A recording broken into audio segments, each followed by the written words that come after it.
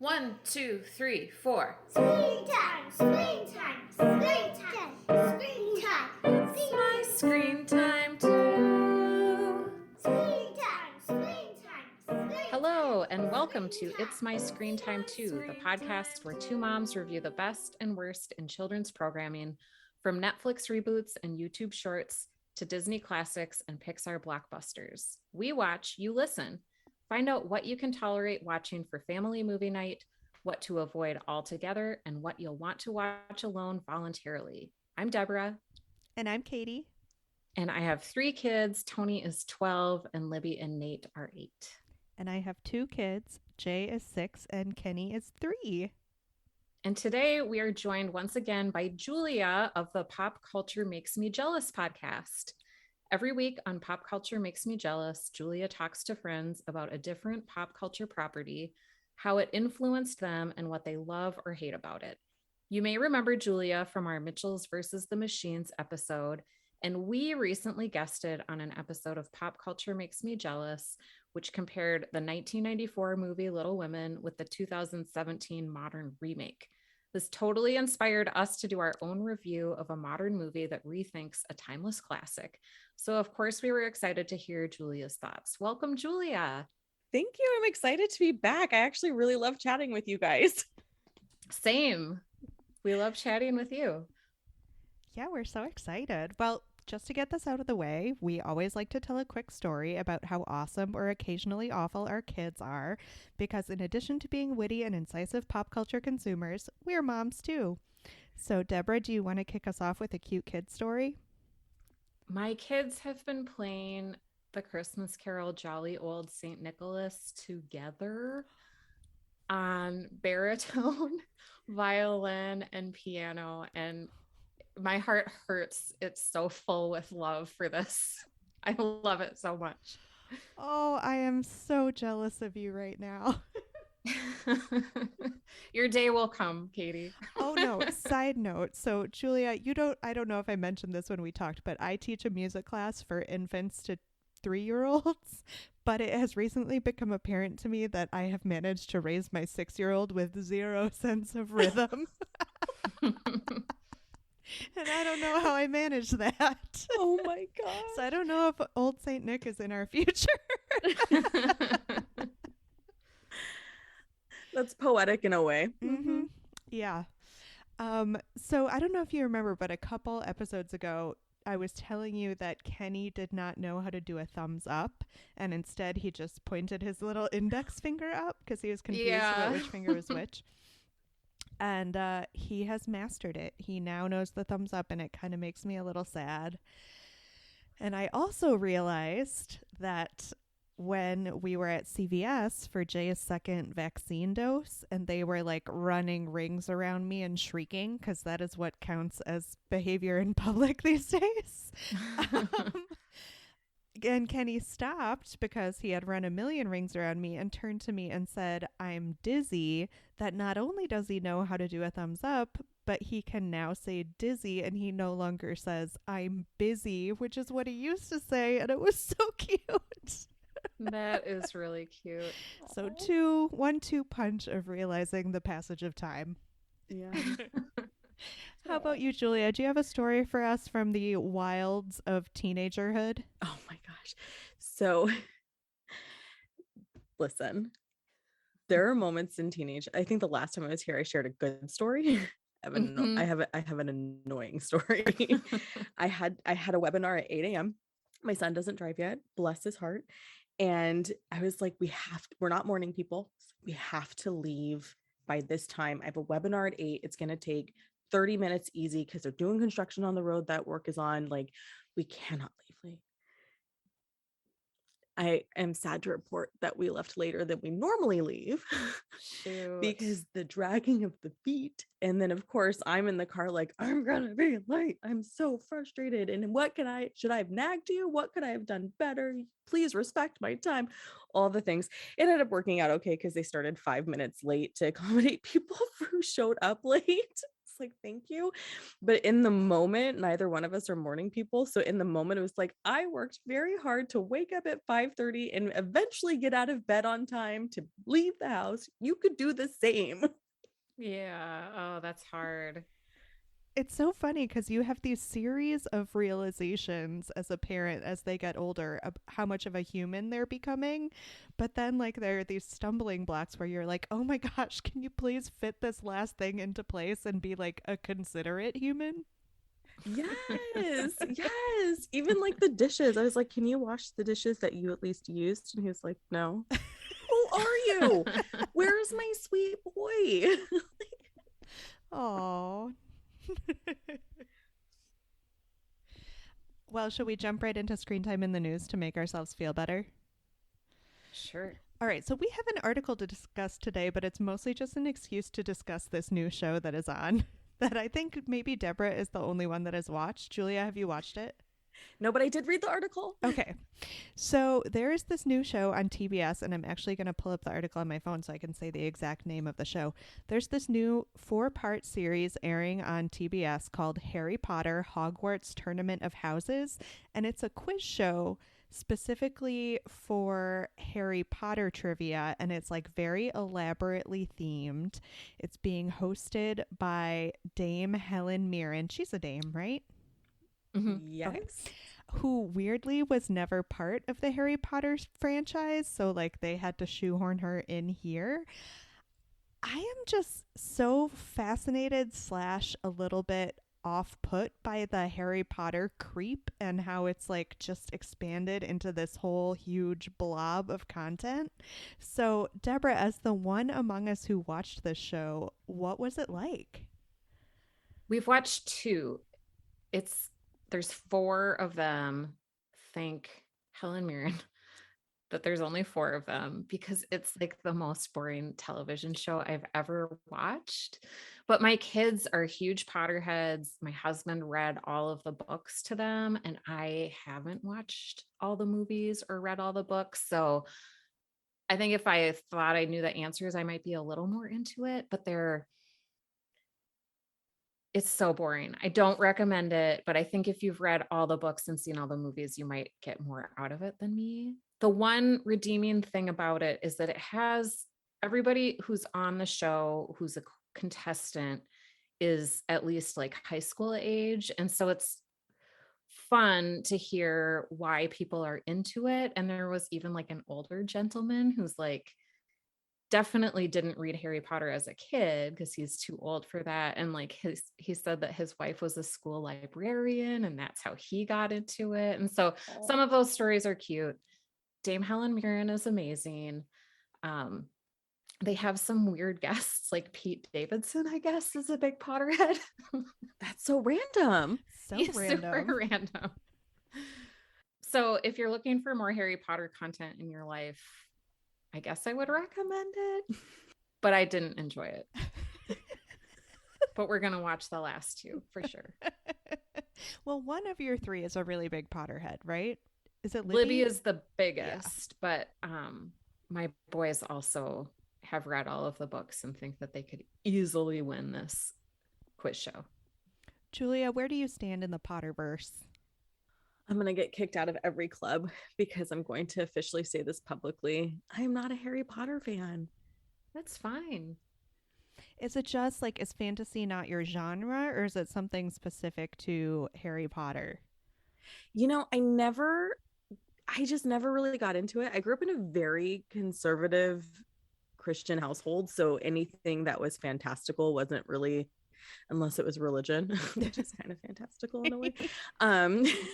Sorry, wasn't really a thing. Like we could watch Neverending Story, like that was okay. We read the book, that was okay, but like Harry Potter wasn't. I don't know where the disconnect it, maybe because of wizardry. I did read them with my son when he was the appropriate age, and he really enjoyed them, but then he grew out of it. Like he's not a diehard. His aunt is a die hard. Like she ordered the books, would request same day delivery, would do all the things, and that just is not my story. Yeah, I don't think we will be checking it out Jay and Kenny's exposure to the Potterverse has been pretty limited so far. And I really liked the books as they came out. I saw the movies and thought they were fine, but like, I guess I just don't need to engage with it beyond that. Yeah, and the questions are like for people who have read the books like multiple times and done like close readings and like Wow. rewinded scenes from the movies to catch all the details. It's way too, I'm not that detail oriented. Very specific. Mm-hmm. Oh well, I won't be watching it. Deborah, I hope you enjoy the final 2 installments with your children. Thanks. All right, one quick note before we get started on our major topic. We are taking a week off for the holidays, so look for our next episode out on January 12th. Happy holidays, everyone. And speaking of holidays, today we are reviewing 8-Bit Christmas. It's a streaming only movie that released on HBO Max on November 24th. It's rated PG. It's the perfect runtime. It's 90 minutes. The movie was directed by Michael Dowse, who directed Take Me Home Tonight. So he gets some 80s cred. What If and Goon. And this seems to be his first kid-friendly project. It was written by Kevin Jakubowski, and the movie is an adaptation of his own 2013 book of the same name. And I haven't read it, so I'm not sure how much of the Christmas Story parallels are present in the book. And it's all about, it takes place in the 80s. The frame is that Neil Patrick Harris plays present day dad who's like telling this story to his daughter about one Christmas when all he wanted was a Nintendo and he worked super hard to get one, and it was just really difficult. So mirrors the little kid wanting the BB guns in A Christmas Story. We picked it because Netflix has dominated our holiday season picks for a few years now. They always have a big Christmas movie splashy debut, and we're giving HBO Max a shot. The trailer made it look very explicitly like A Christmas Story for people like us who were kids in the 80s. So it was definitely made for parents our age to share with their kids. I'm not even sure to what extent it's possible to talk about this movie on its own without also talking about A Christmas Story, but I thought we would just give it a shot right off the bat. See if you can divorce your feelings about this movie from your feelings about that movie. And just, Julia, did you like it? I really wanted to because I love NPH so much. But it left me unsatisfied in so many ways that it was just like, oh, come on, HBO, we know you can make great content. Like, what happened? Deborah, how about you? I kind of the same as Julia. I thought the trailer made it look super awesome. I think it was very formulaic, which Christmas movies are formulaic, but this like was maybe too predictable. Mm-hmm. It felt very generated in a lab to make us feel nostalgic for the 80s, and it didn't feel charming and organic. And I will get into more of that when we talk more about the comparison to The Christmas Story. But it totally suffered from traileritis. Didn't you think that like all the good moments were in the trailer, and then you watched the movie and you were like, oh, I just saw all of this in a 1-minute trailer? Yeah, absolutely. And two, sort of trying to pivot around like the attitude of the 80s and then acknowledging that the attitude of the 80s was archaic. Like the way they handled that felt clunky to me. Katie, I think you nailed it on the head. It just didn't have the charm and the warmth. Yeah, you're right. I mean, to a certain extent, every movie is crass. Like, it's all an attempt to get our dollars and our eyeballs, whatever. We know this, but it helps to not feel it. It helps to not feel it so explicitly. Yeah. Were either of you video game kids in the 80s? Did the whole, like, really wanting a Nintendo aspect of it ring true to you at all? My brother was obsessed. And I remember when Sega Genesis, the first one, came out, and it was almost as if somebody was in our house for that conversation, because the conversation between the parents and Jake felt very real about how like they're gonna ruin your brain or whatever. Mm-hmm. And same with when Nintendo, do you remember the pad that they made that you could dance on? Yeah, the When I that didn't came have out, it. Yeah. that's it. That was a big conversation, and it was a big deal getting a Nintendo in the house. My parents absolutely did not get us a Super Nintendo. That was the other thing too. It was supposed to be 1988, and he had a Super Nintendo, so I kind of had a hard time getting Oh. around. Or was it a Super Nintendo? Are you sure that wasn't an original Nintendo? Maybe I it never was had an a Super original Nintendo, so I don't know. And maybe it was an original Nintendo, but my cousin had a Super Nintendo, so I was like video game adjacent. So anytime I wanted to play a video game, there was somebody in my life who had a video game console that we could play, which was nice. And they didn't make you wait outside with all the other neighborhood kids and bring gifts to get in just to watch them play? No, nobody wanted a gourmet sausage from me in order to play video games. How about you, Deborah? Were you into the Nintendo at all? Similar to Julia, my brother had a Nintendo, and it was like the family's Nintendo, but I just wasn't that into it. Yeah. Although at the very beginning of the movie, when Neil Patrick Harris and his daughter are playing this old Nintendo, I think they're playing Paperboy. Mm-hmm. Yes. Which I do remember. I think I played it on a computer with a floppy disk though. Yes. That's a thing. I was gonna say, I just loved you have to blow on it. You have to, and she's like, why? And he's like, I don't know, dust or something. I was like, okay, we've all done that. Yeah. Okay. And there were these nice, charming touches. And we'll get into it more. I wish I could put my finger on why some of them were good and some of them were like, okay, man, that's enough. You can stop. All right. So are you ready to get into the Christmas story of it all? Or do you have any other specific thoughts to the movie outside of comparing it to the Christmas story?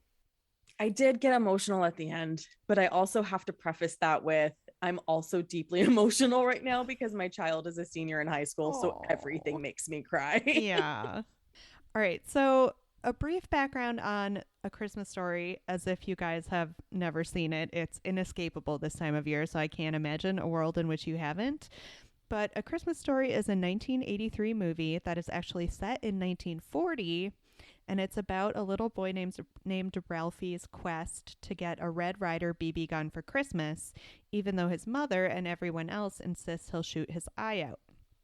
You know it because it airs for 24 hours on Christmas Day on TBS. And I feel like leg lamp merch is everywhere this time of year. Inescapable. It went from being like this niche thing on a high shelf at Spencer's Gifts to like being everywhere. This movie, 8-Bit Christmas, was very explicitly billed as a Christmas story for a new generation. So it's almost impossible to not think about the two together. What is your history with A Christmas Story? Did you watch it a lot as a kid, or is it part of your Christmas tradition now? Julia, why don't we start with you? So we didn't really I'm trying to remember if in the house I grew up in we actually watched it or not. Again, conservative Christian parents. But at my grandmother's house and my aunt's house, we 100% watched it all the time. Like it was just on. It's just wild to me now when I think about those women and who they were and how much they love this movie. And then we do the 24-hour cycle. We'll catch it when it's on. We don't sit down as a family to watch Christmas Story like we do with some of the other holiday movies. But it's definitely in the rotation. If it's on in the background, we don't turn it off. Deborah, how about you? I had never really watched it in its entirety. I don't think. Wow, this is going to be fascinating. I can't wait to unpack all of this with you. All right, so let me take you into a little bit of my delusion. And I'm coming to accept that it is in fact a delusion because every other member of my family denies it, and I am the only one that believes it to be true. So I guess I must be wrong. Like, there are quite a few other people in my family, but okay. So every Christmas Eve, we sit down and watch a movie as a family. and it's been this way for years, like before marriages, before kids, blah, blah, blah, blah. And I maintain that like we used to switch it up. And like some years it was Miracle on 34th Street. I have a very specific memory of one year it being Fred Claus. But every other member of my family insists that it is and always has been only A Christmas Story. Everyone else insists this. So I guess I am wrong.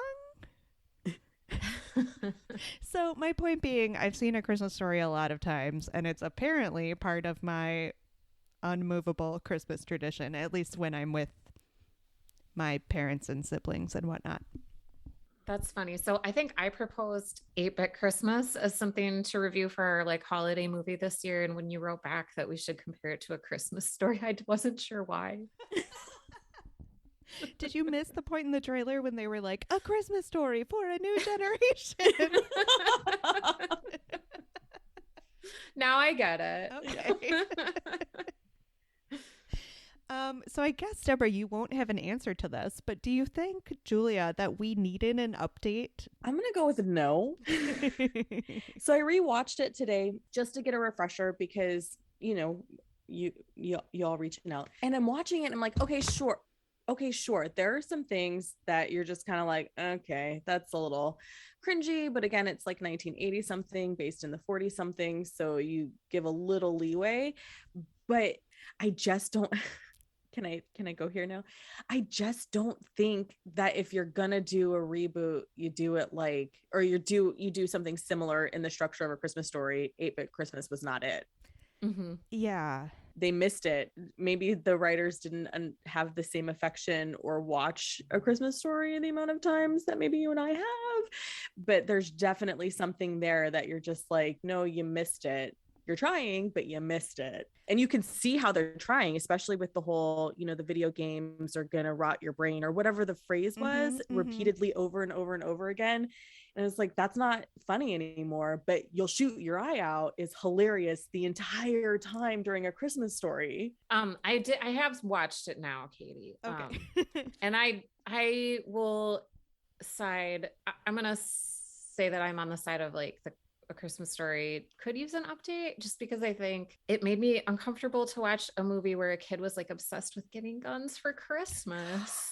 But the boomers, who are the generation of parents that A Christmas Story was made for, like that is what they reach for and think about in their childhood. I actually asked my parents if they remembered when the first time was they saw A Christmas Story, and they did not remember. But my dad said that it was very true to life that everyone always wanted guns for Christmas. But I just think there's this very specific sense of cultural nostalgia for that time period. Like, maybe not so much the post-Depression, but like definitely like the World War II era in America is not accurately, but by a lot of people looked at it maybe the last time we had a true monoculture.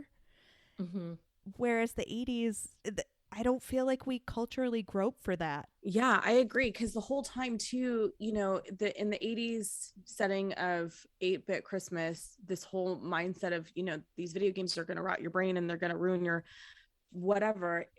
Fast forward 40 years ish, 35-ish years, and the same kids who grew up on video games are now the parents of kids playing video games. Whereas in A Christmas Story, you know, we don't really have toy guns in the same way that our parents had toy guns, right? Like they still exist, but they don't exist in the same way. You know, the Nerf gun aisle looks different now than when I was 10, whereas there was no Nerf gun aisle when my dad was 10. It was BB guns all the way. Like that was just the thing. And you know, for me that's unfathomable because we didn't grow up that way. But with the Nintendo conversation or with the video game conversation, like we didn't stop playing video games. Video games just became more of a fabric of our culture and evolved in a way where they're everywhere. Candy Crush, you know, Angry Birds, whatever it looks like, not necessarily Xbox and PlayStation, but video games are now everywhere in a way that Words with Friends is a video game. So it kind of didn't really hit well for me because I'm thinking, well, I still play video games in a way. Right. I've evolved in my video game playing. So Whereas I haven't evolved in my Nerf gun playing, right? Like those days are done. Yeah, it's not as charming because it's not as removed from your real life. That's a better way to say it. Thank you, Katie. No, I like that a lot. I think that makes a lot of sense. Because despite the 80s-ness of it all, you're right, video games are still very much a going concern in a way that maybe BB guns are not. Yeah, you can't even find BB, like you have to alter BB guns now. I don't know about other states, but in California, it's very clear it's a BB gun. Like they do things to it so you know it's not a real gun. Whereas in A Christmas Story, you wouldn't know that that's not a real gun. Mm-mm. Right. Speaking of the Nintendo versus the BB guns, were there specific moments in this movie, 8-Bit Christmas, that you thought were straining for the same endurance as something like the leg lamp or the image of the little boy sticking his tongue to the flagpole or that iconic terrifying Santa visit? What do you think the creators of 8-Bit Christmas are hoping that will stick in our heads like that? Or possibly nothing. Yeah, was the bully at the top of the snow pile part of it? Was that supposed to be one of those universal playground situations? I know the whole point was that he was supposed to be so much larger than the other kids and essentially look like an adult, but he looked too much like an adult. It took me out of the fantasy of it all. Mm-hmm. Yeah, definitely. I kept thinking, why is this high school kid in elementary school with these kids? The other thing too, well, I mentioned this already, the whole, the video game chanting thing about like it's gonna rot your brain or whatever the phrase was. That felt like it was trying too hard to be you'll shoot your eye out. And then the spoiler alert, I guess, when they're chanting or like when they're trying to get into the kid's house to play the NES before anything really starts to build, like that felt like they were trying to do something with that. But I don't know, it just didn't hit for me. It just felt like you're trying too hard, you're not cool. When I think back on this movie, granted I watched it only a week ago, the one image that stays with me is, and again, spoiler alert, is that tiny dog being crushed by that giant 1980s television. Yeah. That was really sad, actually. I can see that sticking with some people. Yeah.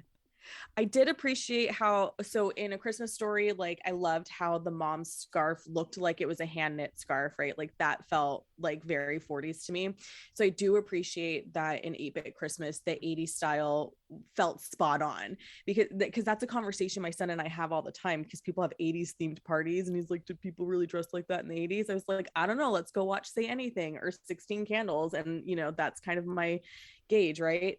And so I felt like June Diane, the woman that plays the actress that plays the mom, June Diane Raphael. Thank you. Her outfits, I was like, okay, I feel like you raided my mom's closet.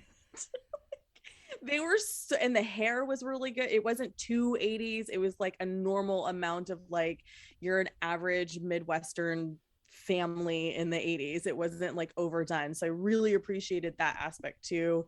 And then I also appreciated just all the puffy jackets. Mm-hmm. It's like, I think we had that puffy jacket, Jake. Why do we have the same puffy jacket? So I do think they did a really good job in that respect in the costume design because it wasn't overly done. It wasn't trying too hard to be 80s. It felt very natural. Like this could have been our home, these could have been our outfits too. Right. I will second you on that. Definitely. It didn't feel fakey like Wedding Story-ish Wedding Story, Wedding Singer-ish. Wedding Singer. Because with A Christmas Story too, the costumes feel very 40s. Like I said, the hand knit scarf, that's the biggest one for me where I'm just like, gosh, I don't even think my grandparents had store-bought scarves ever because that's their generation. So I liked that those kinds of touches in A Christmas Story. So I appreciate that they brought those touches in 8-Bit Christmas. There are so many moments and just like throwaway lines that I interject into maybe not everyday life, but still fairly fairly often from A Christmas Story, like that scene where the little brother puts on his snowsuit and he can't, it's too small for him. So he just goes in this adorably nasal voice, I can't put my arms down. And I say that all the time. Or like when the father is opening the box and it says fragile on the side, but he's like so pleased to have gotten this gift and he thinks it's so special and he says fragile. Come on. What who do you know who hasn't said that at least once in their lives? I do not see anything from 8-Bit Christmas crossing that line and becoming quite that ubiquitous. I agree. And it was weird that they made the kid allergic to SpaghettiOs, like being the like that. I thought was when they brought that, I was like, okay, that's clearly coming back later, but how are you going to make this work? And then I just thought that was it was just, I don't know. It was gratuitously gross. Yeah. And also, how do we shoehorn one more like obvious 80s reference in without a real purpose? Right. I tried to give my kids SpaghettiOs a while ago, like just as a fun nostalgic thing. They hated them. I tried too, and my kids did not like them at all. Yeah. We've moved on as a culture, I guess. Yeah. I was gonna ask, you can even still buy SpaghettiOs? Like, I don't know the last time I saw them in the grocery store. Oh yeah, you can, and they taste exactly the same. They're probably from the same lot. Like they just relabeled the cans. Well, that's probably why the kid's allergic.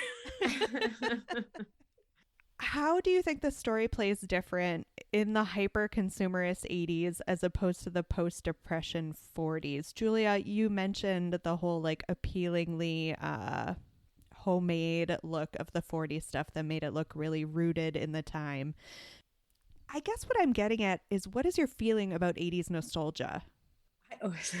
I love 80s nostalgia, but I love it when it's done right, because I love it when it transports me back to feeling like a kid. And, you know, my grandparents had a farm way out in the country. And so if it takes me back to feeling that carefree moment of running through almond orchards, then I think they've done it right.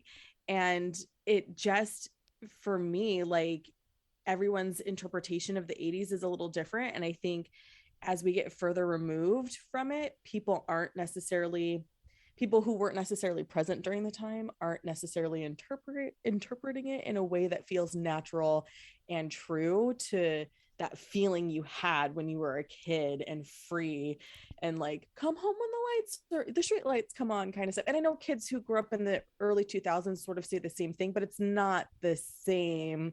It's a completely different vibe, because it had really any major tragedies happen yet. I mean, yes, tragedies happen, but not in the same way as like the early 2000s.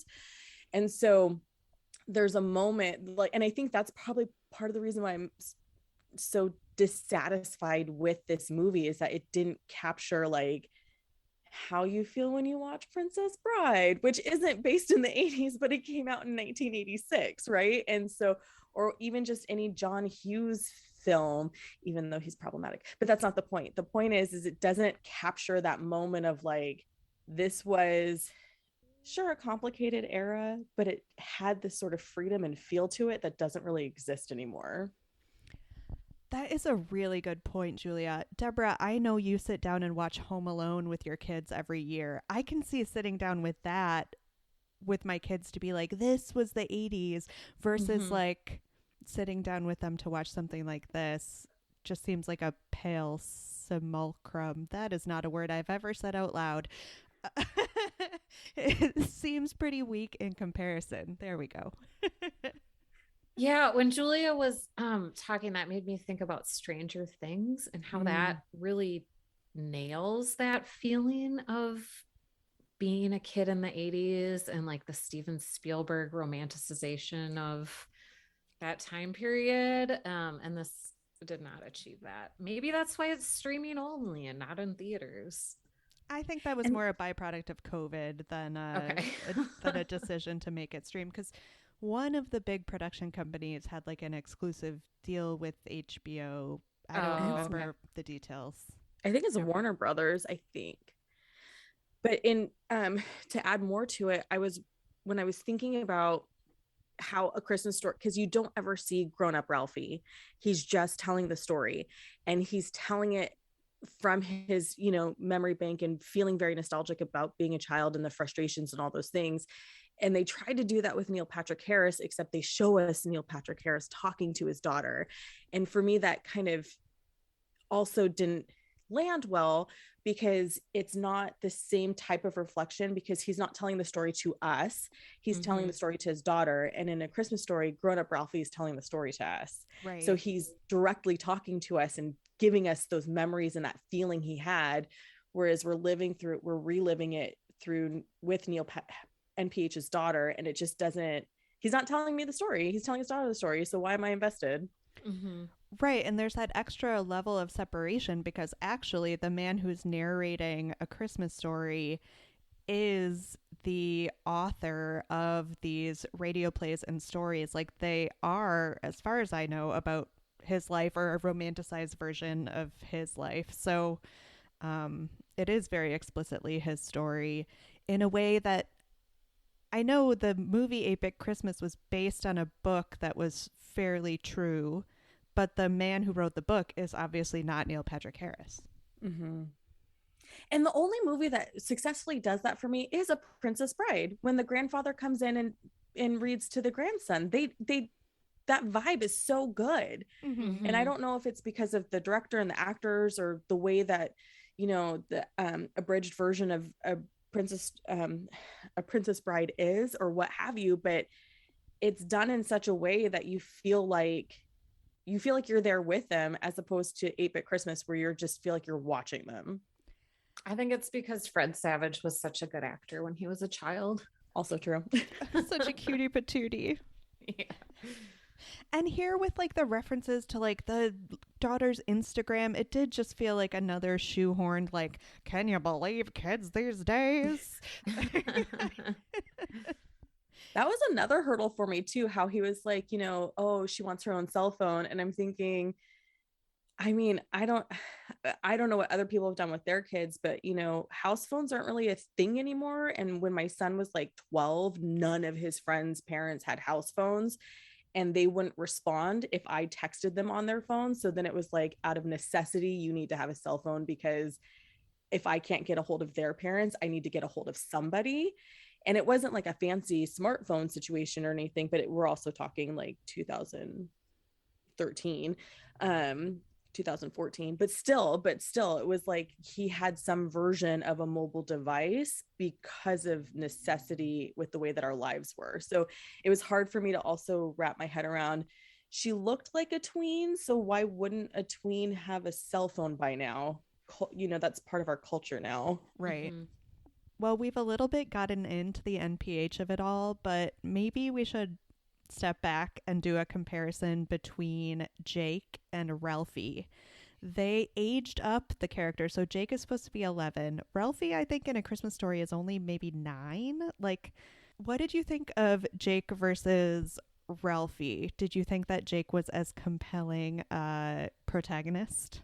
I did like the ensemble kid cast in 8-Bit Christmas, especially the twins.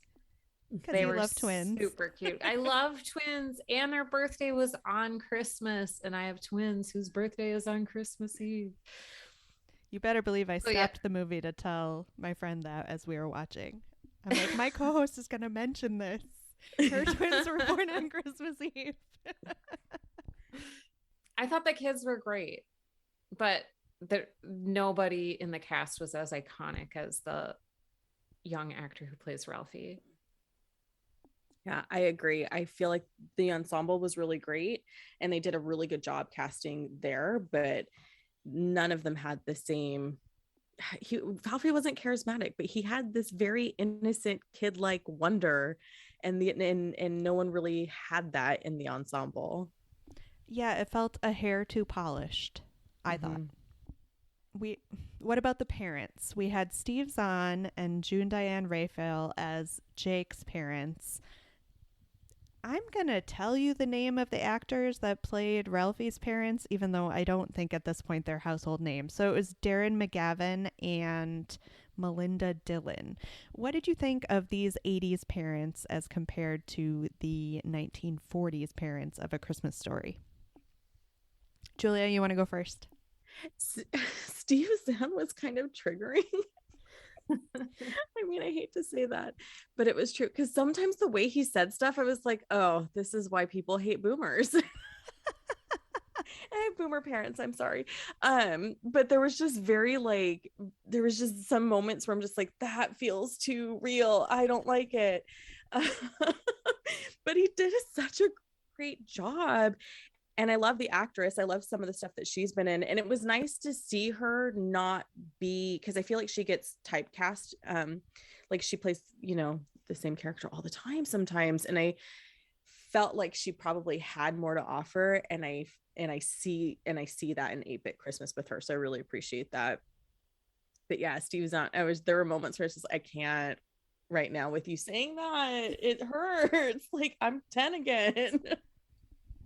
That's interesting that you say that, because I feel like in A Christmas Story, the mother and father are such archetypes of what a mother and father of that era are. And I kind of struggled to see that in the mom and dad in 8-Bit Christmas. Deborah, what did you think?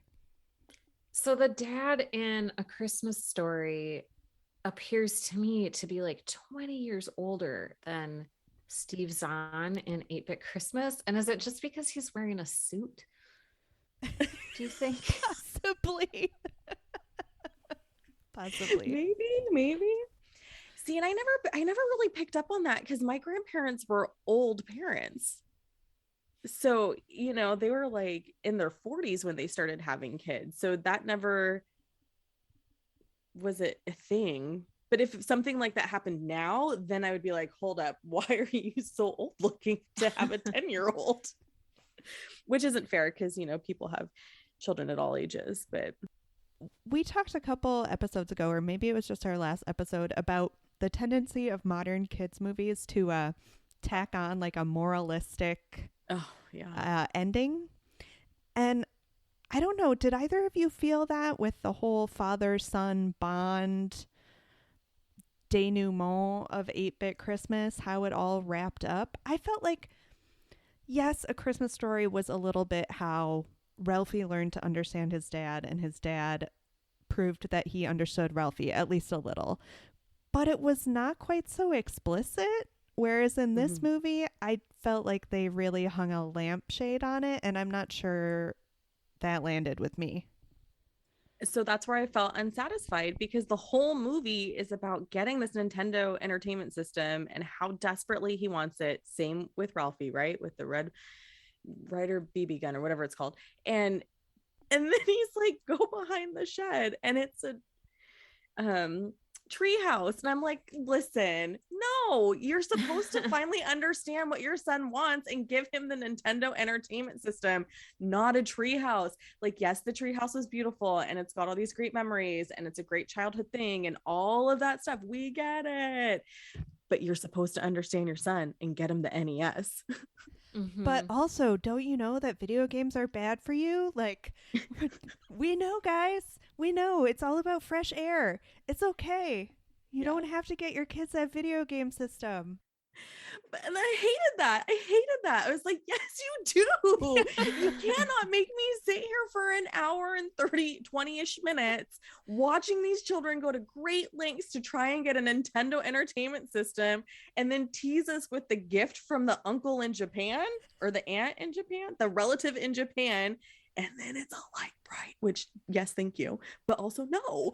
Like, I was just like, you have got to be kidding me. Yes, let's bond. We get it. Give them the NES. And we don't need that. We, us, Gen X and elder millennial parents, like, we don't need you to do that. We already love this movie about this 9-year-old getting a gun. Like, we contain multitudes, and we can hold in our heads the idea that maybe video games are rotting our children's brains and that they make really good Christmas presents at the same time. Yes. We can do that. Have more faith in us, your intended audience. Yes. I did cry though. I mean, obviously. Like, there's all these memories happening, and I hate you 8-Bit Christmas because he didn't get the NES, but also I'm crying because it's so sentimental. I'm so annoyed. I haven't lived up north for a really long time, but that scene where he's running out of the mall in Chicago, this whole movie takes place in Chicago. I don't know if we've said it. Takes place in like the suburbs of Chicago. He's running out of the mall and he slips on a patch of ice and just like wipes out on the curb outside the mall. That really spoke to me. That was a heartbreaking scene. Yeah. It was. That moment and the moment that the dog was crushed by the TV were the two moments that I was like moved to shout at the screen. Which is another reason why the end was so unsatisfying. Do you have any thoughts about the writing of the movie? I thought it was fine. Like I liked the dialogue. I liked the family scenes, like especially when they're sitting around the dinner table, and that rang really true. Like the parents were just so out of touch and the little sister was so annoying and Ralphie just wasn't heard by anybody. Not Ralphie. Jake. Oh, that was telling. Jake. Jake. So I thought, sometimes we watch things that just have been through the Hollywood machine a little bit too tightly, and I wonder what the original script looked like. Maybe it wasn't so formulaic. I don't know. Were either of you able to compare this to an adult movie or show? Well, I thought, of course, about The Wedding Singer, like all the other 80s shows, and about Stranger Things, which, like you were saying, Deborah, I think did this a lot better. Yeah, I didn't. I was just so upset with the ending. I couldn't get past it to think about anything else. And also, I did kind of feel like, did they cast Neil Patrick Harris in this because of How I Met Your Mother? Like, are they winking at this by having him telling this story to his daughter as the framing device for this movie? In which case, I roll, I don't care. And now that we know, like now that Neil Patrick Harris has been living openly as a gay man for a long time, I also struggled seeing him married to a woman. I was like, that's not your truth, NPH.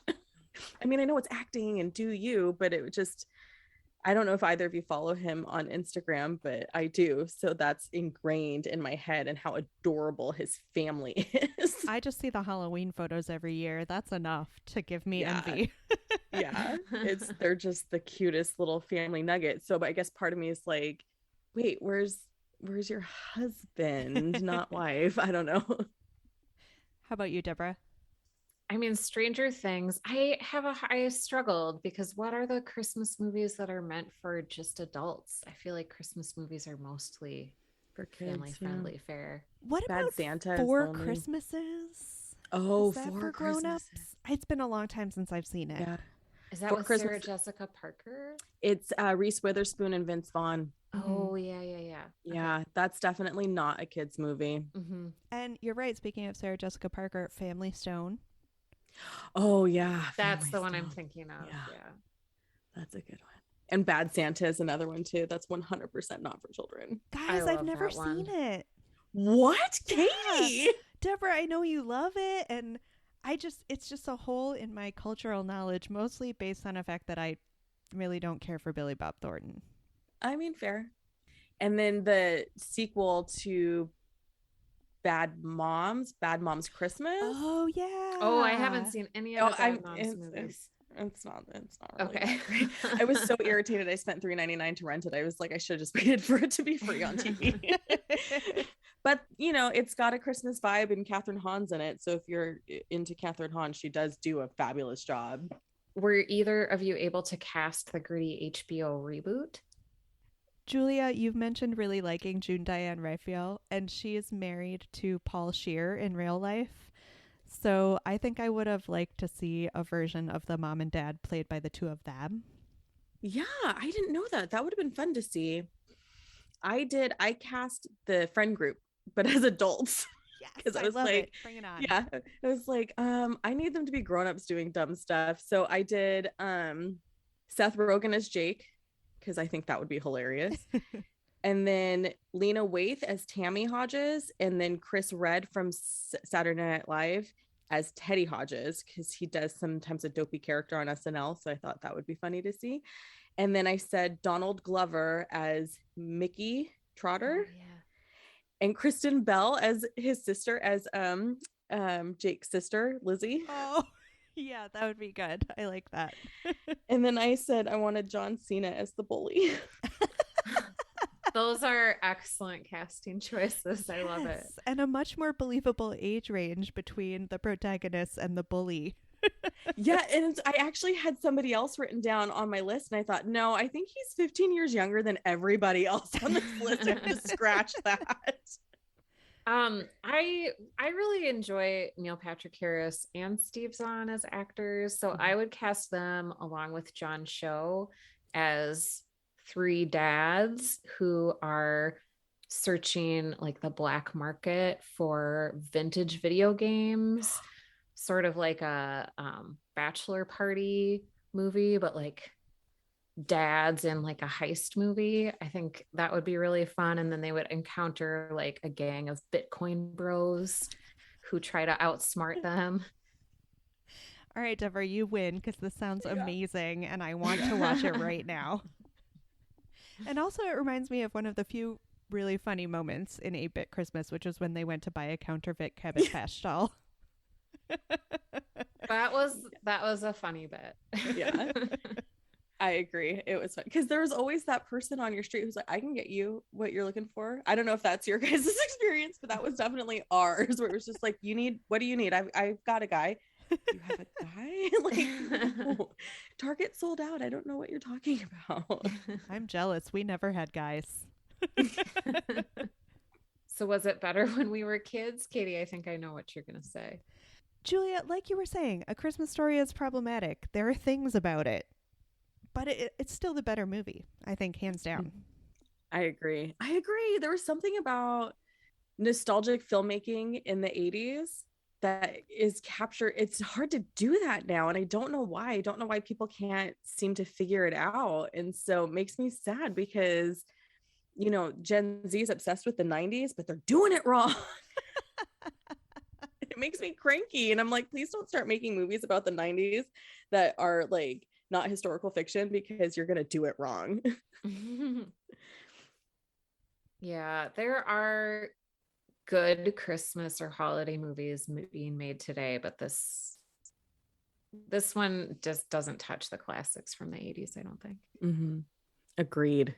So would you ever watch 8-Bit Christmas alone voluntarily? No, part of me wonders if like, no, like I was going to say maybe if you give it more time, I'll feel more nostalgic for that time period. But I'm just against this idea of creating a thing specifically to be a holiday tradition as opposed to it like organically becoming a holiday tradition. So no, thank you. I will not. Julia? Yeah, I agree. I don't even think I would sit down with my 7-year-old niece to watch it, actually. Because it was a little, you know, it just yeah, I can't say it better than Katie said it. I agree with everything she said. Speaking of your 7-year-old niece, 10 seconds on whether this is good for kids. Yeah, we have good age ranges to discuss this. Julia, do you think your teenager would ever want to watch this? I think if I forced him, if I said, hey, let's do this for family film night, I think he'd sit through it. But I can't see him pulling it up on his own. Does he have any curiosity about like what life was like way back in the dark ages of the 80s? Oh my gosh. All the time. Really? All the time. This kid is just all obsessed with the 80s and 90s music, where to the point where I'm just like, you're not allowed to like that. That's mine. That's so cute. So maybe he actually would like it. Maybe. I think if I said, hey, let's watch this for family film night, I think he'd sit through it. But I don't know if he would watch the trailer and pick it up on his own. But I think my 7-year-old niece would think it's hilarious.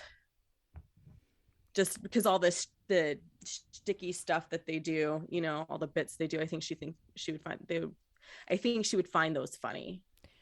Yeah, I watched it with my 6-year-old. Well, I watched it with a 3-year-old, a 6-year-old, a 9-year-old, and a 13-year-old. And I can say that the 13-year-old is the only one that hung all the way through. But yeah, there were definitely some isolated moments that entertained Jay. But he has no interest. Like, that may as well be, 1900 for like as far removed from his life. He does not realize that this has anything to do with the time period in which I grew up. Like, he doesn't connect it to anything like that yet. So it just wasn't sustainable in that way. Deborah, how about your kids? It was good for my kids specifically because the twins in this who have the Christmas birthday they portray that as like the worst possible birthday ever. And we've really tried very hard to make it like seem very special to have a birthday that you get to share with your twin and Jesus. And there was this really funny scene where the twins like get a bike that they have to share for like their Christmas and birthday present combined. Yeah. And so I liked that for my kids because they can see like how bad it could be, how good they have it. That's nice. I like that. Yeah. Little piece of parenting propaganda there. I don't know that there was anything super objectionable in it other than the death of the dog. Mm-hmm. So if you're concerned about it being safe for your kids to watch, I think the PG rating is pretty well placed. Yeah, I'm curious to hear your ratings. Julia, we rate things 1 to 5, 5 being the best. I'm going to give it a generous 3. You are the kindest among us. I was going to say giving it a 2 was generous. I laughed. I'll give it a 2, maybe even a 2.5. I laughed at moments. I'm not immune to poking fun at things at the 80s, but overall, I didn't think it was a very good movie. So 2. Yeah, I think the things that I laughed at weren't necessarily intentionally supposed to be funny. Although that moment from the trailer, which listeners, you can just watch the trailer and get all this, where he's the trailer is really good. Yeah, he's riding his bike down the street, and then his daughter goes, "Were you wearing a helmet?" And he says, "Yes, I was wearing a helmet. We always wore helmets in the 80s."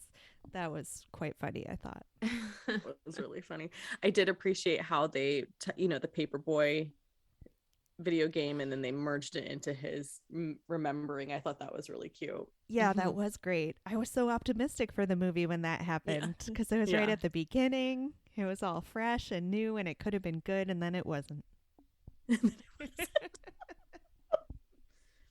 Again, I did cry at the end because anything sentimental is just gonna pull my heart out right now. So have you guys seen that commercial? I don't even remember what it's advertising, but of the like grandpa with the kettlebell that like he goes outside with a kettlebell and he's struggling to lift it, and he goes outside with it every day to try and lift it, and his neighbors are all like looking over like what's going on, is he gonna hurt himself? And every day he goes to lift this kettlebell and it shows like the passage of time, and he gets stronger and stronger, and then at the end he goes to his daughter's house for Christmas and he can lift up his granddaughter to put the star on the tree. Oh, I haven't seen that, but I'm crying. I know. Listen. So clearly when they want me to cry, I cry.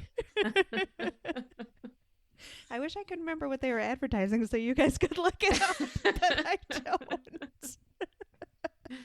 Like those old MasterCard commercials, the priceless ones, every time. Well, thank you for listening to this episode of It's My Screen Time Too. Thank you again to Julia for joining us today. Julia, where can our listeners find you and the Pop Culture Makes Me Jealous podcast?